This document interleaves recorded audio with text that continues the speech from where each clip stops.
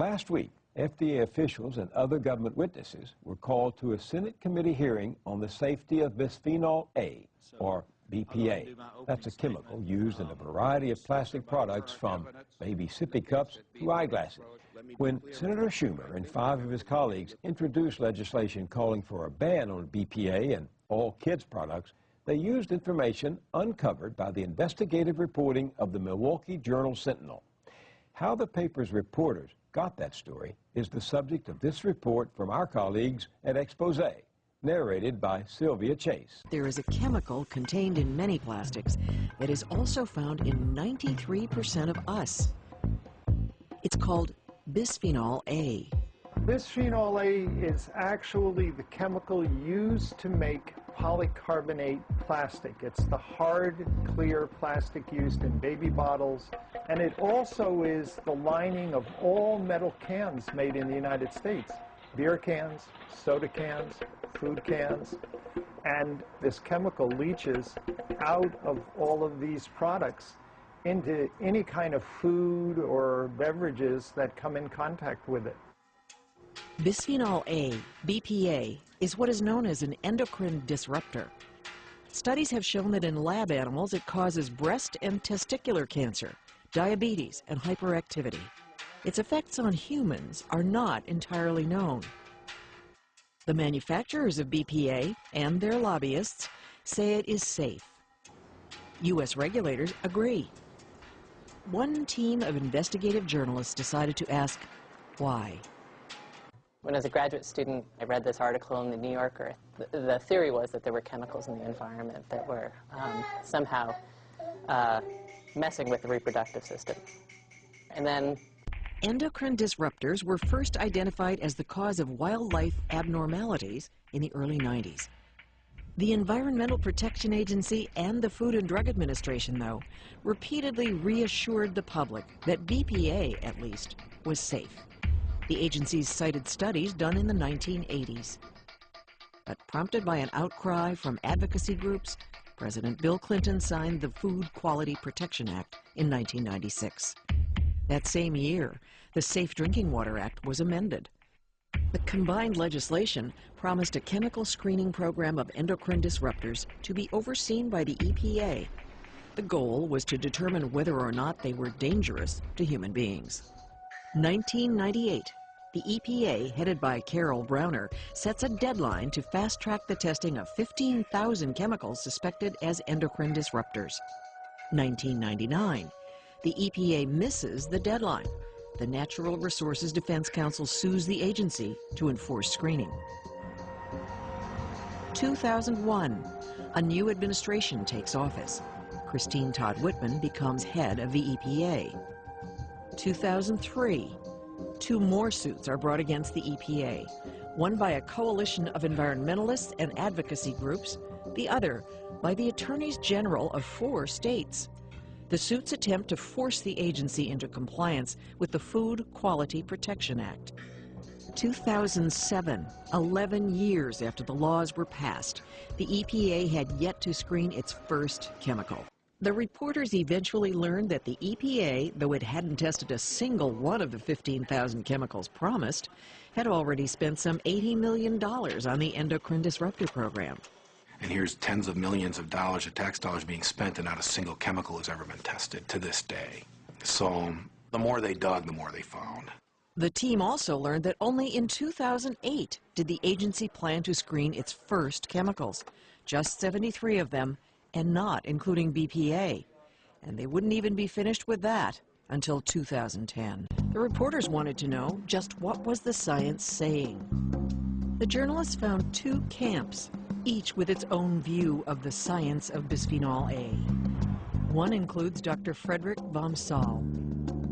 In our test system with human breast cancer cells, what we found with bisphenol A was very different than what happens with the natural hormone produced in your ovaries.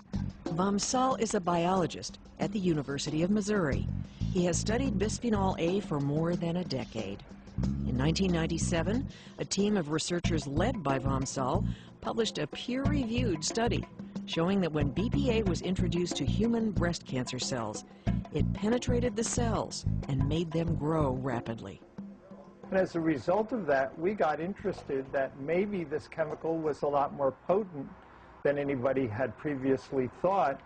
And so we did a study where we administered it to mice and found that at a dose 25,000 times below what anybody had ever tested, we caused damage to the entire developing male reproductive system.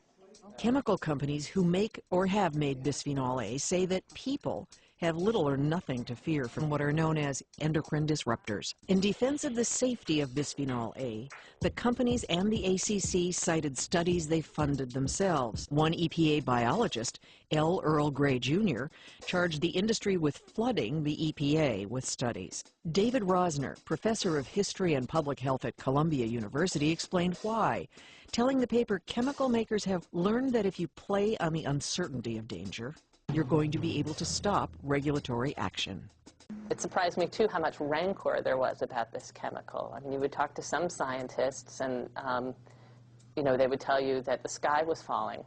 You would talk to others, and they would tell you that it was fine, and then in the same sort of breath, they would cut the first scientist down personally. Before she had become a journalist, Suzanne Rust had been a graduate student in biological anthropology. Now the paper would call on her experience with scientific methodology. I had enough sort of background in endocrinology where I was fairly familiar with the terms they were using. So Mark was like, well, why don't we just do our own analysis? And so he turned to Suzanne and said, do you think you could do this analysis? Yeah, she thought she could. In all, Rust evaluated 258 studies done over 2 decades involving lab animals with spines, the type scientists consider most relevant to human beings. Right away, you could see that 80% of these studies all found that this chemical caused harm. More than half the studies, 168 of them, evaluated bisphenol A at low doses. The vast majority of those, 132 of the 168, showed harm to lab animals. And Rust would report nearly 3/4 of the studies that found the chemical had no harmful effects were funded by industry. Rust's overall conclusion, an overwhelming majority of the studies found BPA to be harmful in lab animals, causing breast and testicular cancer, diabetes, hyperactivity, obesity, low sperm counts, miscarriage, and other reproductive failures. Studies paid for by the chemical industry were much less likely to find damaging effects or disease. They would report on one panel funded in part by the National Institute of Environmental Health Sciences. It consisted of experts who directly studied the chemical.